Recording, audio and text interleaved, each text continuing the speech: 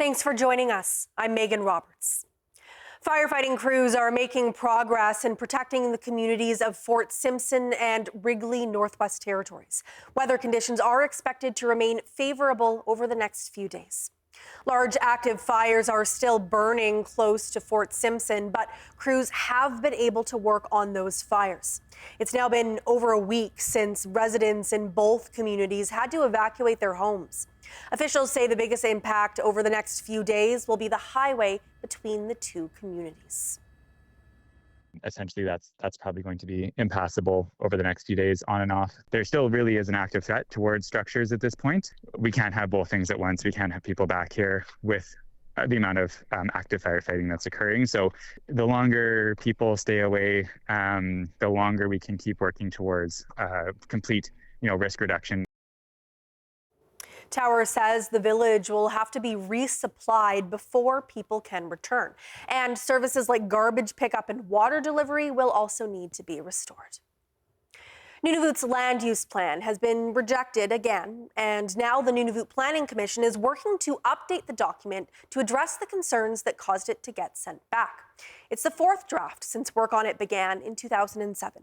And as Samuel Watt reports, concerns remain about the lack of consultation and economic opportunities. The Nunavut Planning Commission says it accepts the significant direction and recommendations from the three signatory partners on the land use plan. There are many issues outlined in the 200-page decision from Nunavut Tongavik Incorporated, the territorial and federal governments. Among those is what they call a one-size-fits-all approach to zoning. NTI wants flexible wildlife protection rules because caribou migration patterns change year by year. It also says the Commission did not consult designated Inuit organisations on some matters, like some rules or exceptions on Inuit-owned lands. The federal government believes other Indigenous groups like Dene in northern Manitoba and Saskatchewan should also be consulted. Then there's the issue of development. NTI believes there's too much focus on conservation and not enough on development. The three parties want some restrictions lifted. For example, the Nunavut government says there should be construction for ports and cable projects allowed in some sensitive bird habitat areas. The Commission says it looks forward to working with regional Inuit organisations to get the next draft of the plan across the line. Samuel Watt, CBC News, Yellowknife. A Whitehorse resident says he's had issues when he called 911, and he fears cellular dead zones could lead to tragedy. Two Yukon ministers sent letters last month about unreliable mobile network services. They addressed Bell, the CRTC, and the federal industry minister. The Yukon government says the problem is getting worse. Dana Hatherley reports. Last month, Trevor Mead Robbins says he called 911 3 times in a row, but his experience was distressing. When I did call, I was hunched over on, I was a 10 out of 10 for pain. I was in tears, and having that additional stress of just trying to call for help was a lot. And it's happened twice, both times I called from my house, and I couldn't get through. Operators couldn't hear him, and he says they routed his call out of town. When he was asked to call back, he says that call failed. The entire ordeal took 8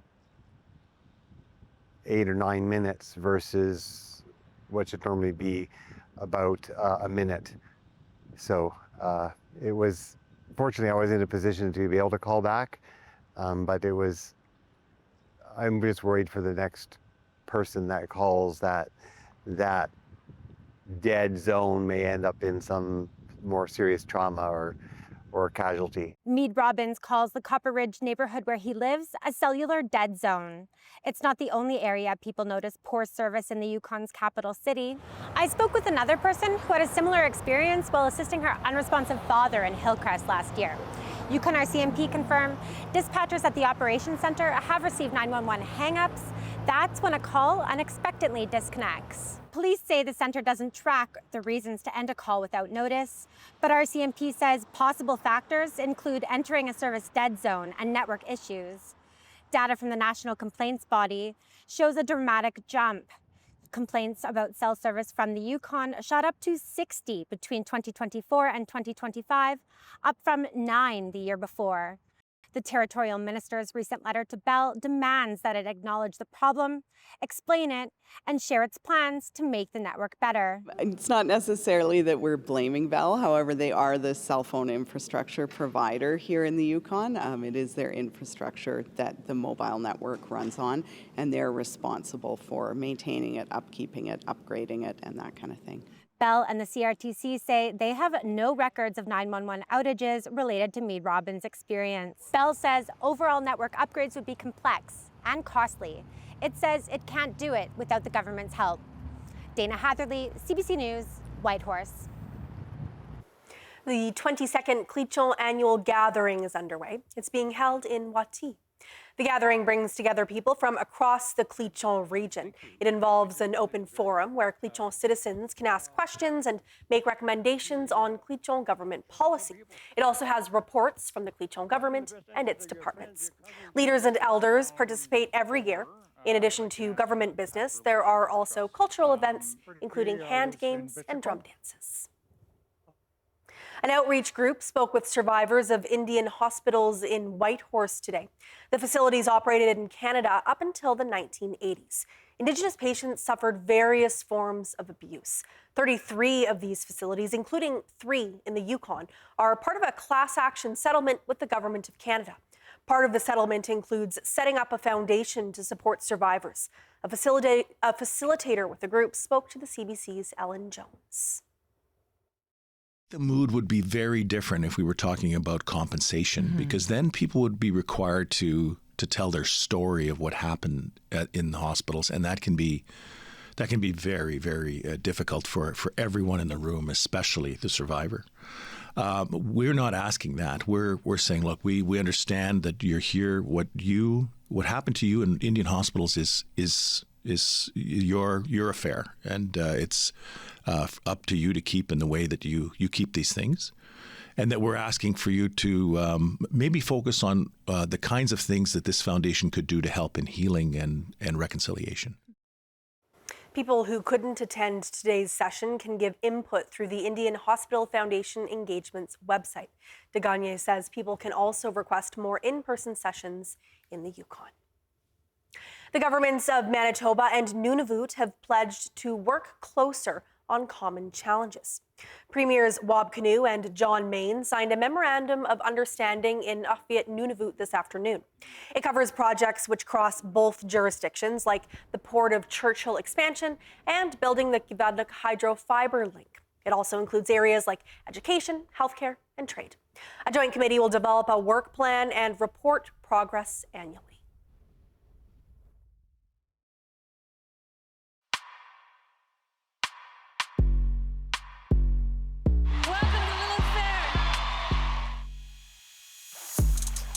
This is our living story.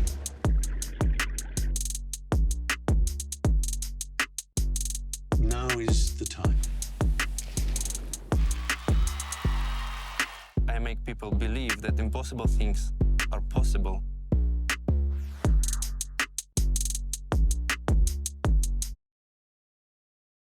Looking for stories about Indigenous peoples from across the country? We know where you can find them. Zinez Hotier, my name is Edzi Ulevrin, and I'm Tahltan Nation and Taku River Tlingit First Nation. CBC Indigenous. My name is Brett Forster, and I'm from the Chippewas of Kettle and Stony Point First Nation. Creative. Engaging. Informative. Grounded in First Nation. Métis. And Inuit communities.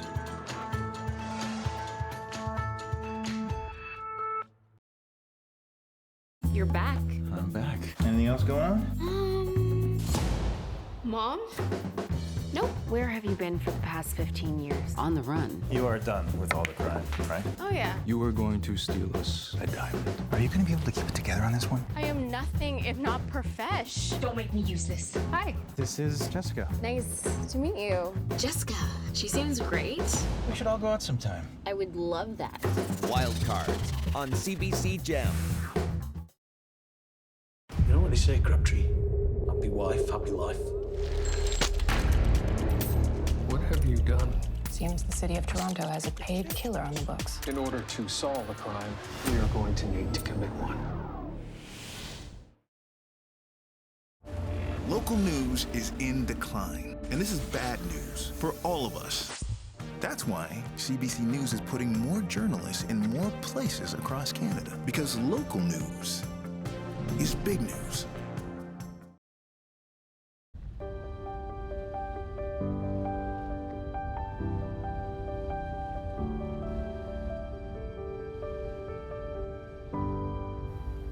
A Yellowknife family is trying to get back on their feet after losing their home. A fire on June 18th burned YK wood-fired pizzeria and the house next to it. That house belonged to Judy Payne. She says she lost everything in the fire. And since then, Payne and her family have been living in hotels. She spoke with the CBC's Shannon Scott about her family's situation. Someone was banging on the walls and yelling, and I thought, what's going on? So I came to the front door, and there was a guy across the street waving a broomstick handle or something, and he had been the one banging on the walls. But we immediately saw a huge flame from right behind the pizza shop, and 30, 40 feet high.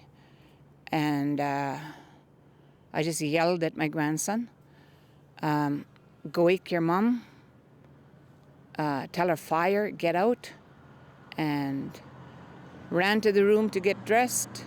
And by the time I turned around, there was a policeman there, and he said, he was yelling in my face, get out, get out, get out. Ran, grabbed a jacket. We were running out, and he said, shoes, you need shoes. Turn around, grab shoes. But you could hear the sizzling, which I believe was the propane release. Or there was a small explosion, and you could hear it was a very loud, sizzling like sound. It was shocking, like what to do. And no one has come, except for the fire marshal's office, who gave me a call and said he would keep me in the loop. Because I thought, I did call the property owner next door and said, ask for the insurance adjuster's assurance name and adjuster or whoever, whatever. And they said it was too early, too soon. They weren't getting any information until the investigations were complete. The fire marshal's office agreed that it would be a while because I wondered if I should get a lawyer if nobody was telling me anything or talking to me. And he said they won't be able to do anything till the investigations are complete, so don't rush to get a lawyer. How does it feel to be standing here and looking at it? What are you feeling? Really heartbroken. It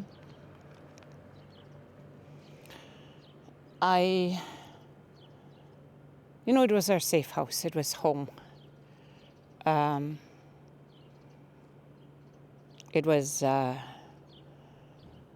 It's very scary. We are homeless now. And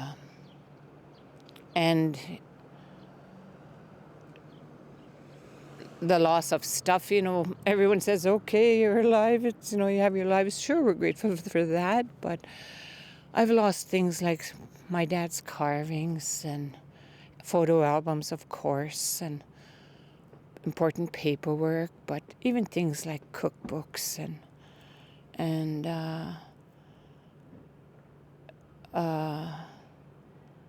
children's trophies and medals, and but mostly, security of home, your own house.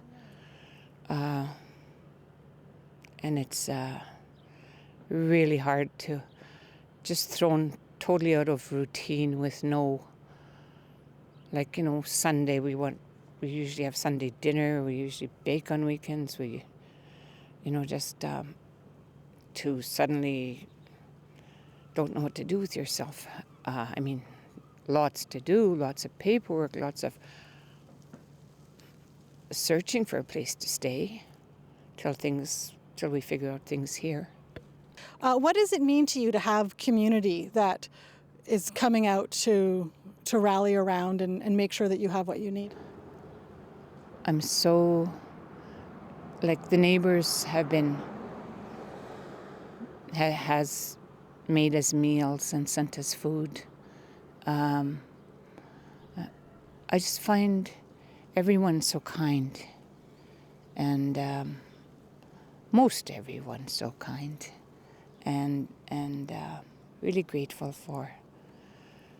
I didn't know I liked my spot so much.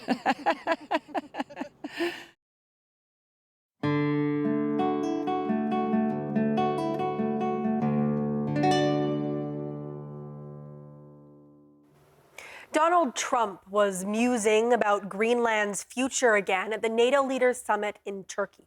Member nations were hoping to pacify the U.S. president by showcasing billions in new defense spending, including Canada's new submarine deal. The CBC's Evan Dyer has the details. Prime Minister Mark Carney began his trip to the NATO summit by meeting the leaders of the two countries that won the competition to sell Canada up to a dozen submarines, Germany and Norway. Stealth characteristics of 2112. Then with the president of the country that lost, South Korea. Canadian officials said they now hope to get the first subs a couple of years earlier than expected, 4 of them by 2034. That would probably involve Germany and Norway agreeing to wait longer for their deliveries so Canada can get them sooner. Clear indication that we are willing to defend ourselves in this part of the world. It's Canada's biggest ever buy on defence, but it's not the only big announcement. NATO now says it intends to buy 10 Global Eye surveillance aircraft from Saab, made in Canada by Bombardier. It's all part of a massive rearmament underway in NATO countries. Now, we see in Europe already a move to reintroduce conscription in a number of their militaries. And some have, the populations have enthusiastically embraced it. It's all moving so fast that the goal of spending 2% of GDP on defence, which Canada just achieved this year, is already becoming out of date. The new target is 5%, which the Carney government says it will meet in 2034, a year ahead of NATO's target. That will entail tough choices. The Canadian people know that the threat landscape has changed. The Canadian people understand that there are foreign interference activities going on. They understand that we need to make these investments. A big concern here is preventing a rupture with the Trump administration that would accelerate the American turn away from NATO. But Trump already dashed those hopes, repeating his demand that the United States and not Denmark should control Greenland, a claim that threatens to tear the alliance apart. Evan Dyer, CBC News, Ankara. A health expert in the Northwest Territories says Prime Minister Mark Carney is ignoring the climate realities facing the territory. Carney recently announced that Canada will miss its 2030 climate targets. An emergency physician in Yellowknife says delaying climate commitments will directly worsen health risks across the North and make adapting to the new realities more costly. We simply will not be able to spend enough money to compensate for all of the people who are going to have to evacuate due to wildfires, all of the floods that are going to take out the highways that people need to be able to cross in order to seek care. It's going to be far too much. Carney says his government is prioritizing national unity and economic affordability over near-term climate targets. He says the country will see an increase in carbon emissions as it focuses on strengthening the energy sector. But Howard says efforts to reduce fossil fuels must be at the forefront of climate effort. Artists from across the Arctic are gathering in Inuvik NWT this week for the 37th annual Great Northern Arts Festival.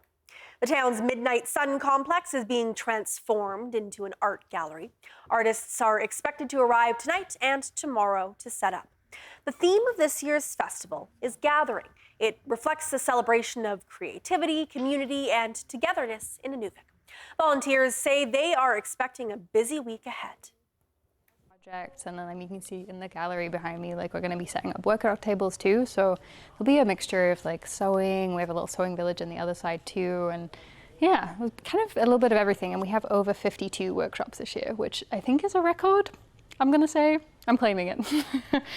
Yeah. The opening ceremonies start at 7 p.m. tomorrow, and the 7-day festival runs until July 13th. Canoes were essential to the lives of Indigenous communities for thousands of years, a key way to travel that was nearly lost. A new exhibition at the Canada Science and Technology Museum shows how the Indigenous tradition of canoe travel has been powerfully revived. Sandra Abma takes us there. Sacred Journey takes us on a voyage from the past to the present. It looks back to a time when canoes were central to how Indigenous communities functioned, used for travel, trade, and harvesting food from the waters. The exhibition was developed by the Health-Sick Nation, who live along the coast of British Columbia. They refer to their canoe as gilwa, so it's a dugout cedar canoe used for ocean voyages. And historically, these canoes were used up and down the coast as part of the way of life of the Health-Sick Nation and other Indigenous people. Interactive displays invite young visitors to learn about the historical and contemporary importance of the canoe. You can also walk through a giant animated canoe installation where the digital water teems with fish. The huge hand-carved canoes and paddles are adorned with traditional artwork and symbolism. These are quite highly decorated. They tell the stories of the families. They tell the stories of the nation that they come from. The canoe tradition was almost lost to colonization. Residential schools and disease led to a loss of the specific skills needed to craft these water-worthy vessels from trees. But the practice has been revived in communities like the Health-Sick Nation through tribal journeys. These annual canoe trips are community-building exercises. On the water, boat-building skills are reclaimed, sacred traditions are shared, and communities are strengthened. Sandra Abma, CBC News, Ottawa.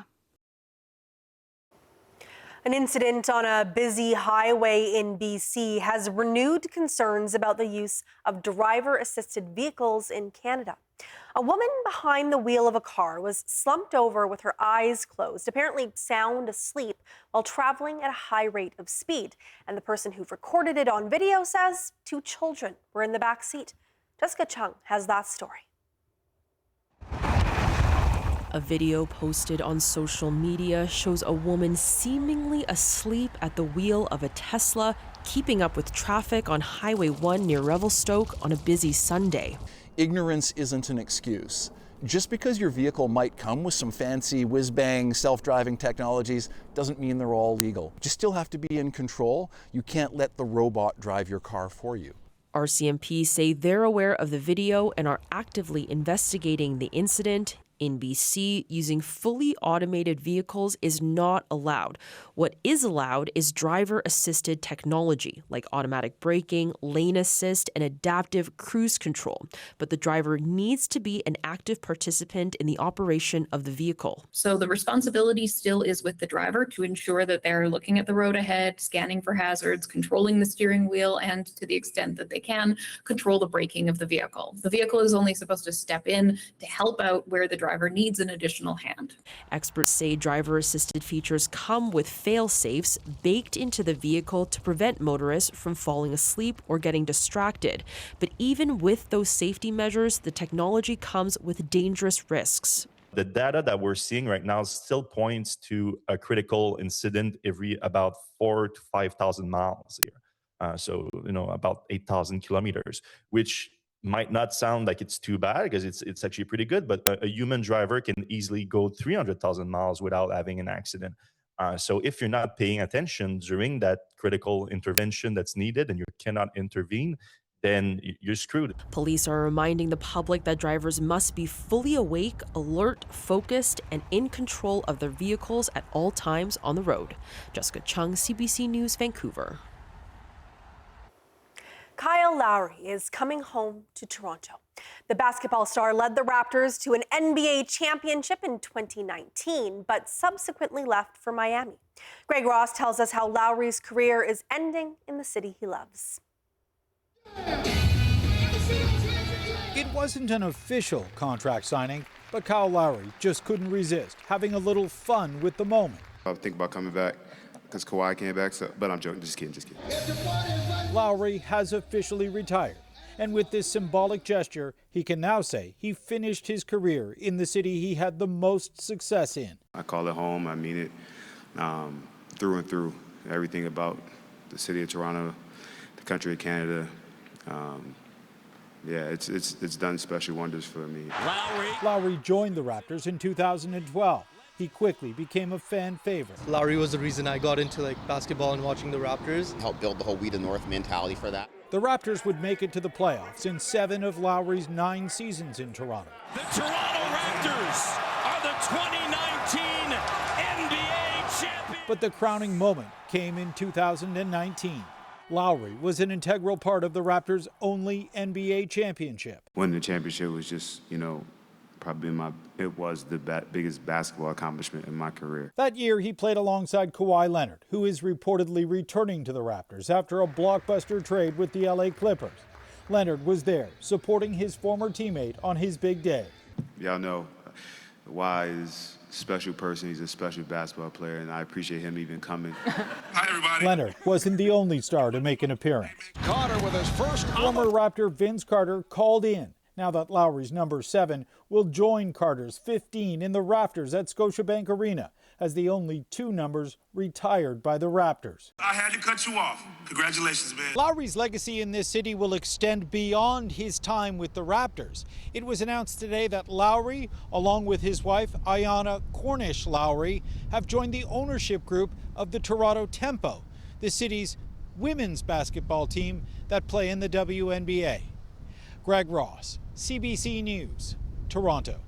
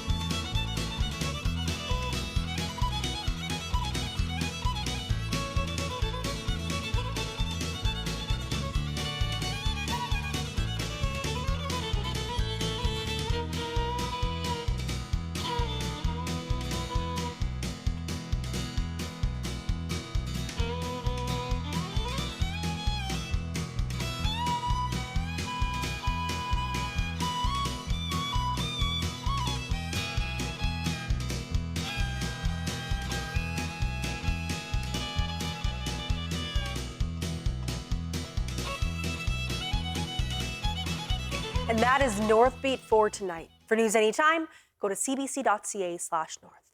Thank you for watching. I'm Megan Roberts. Have a good night.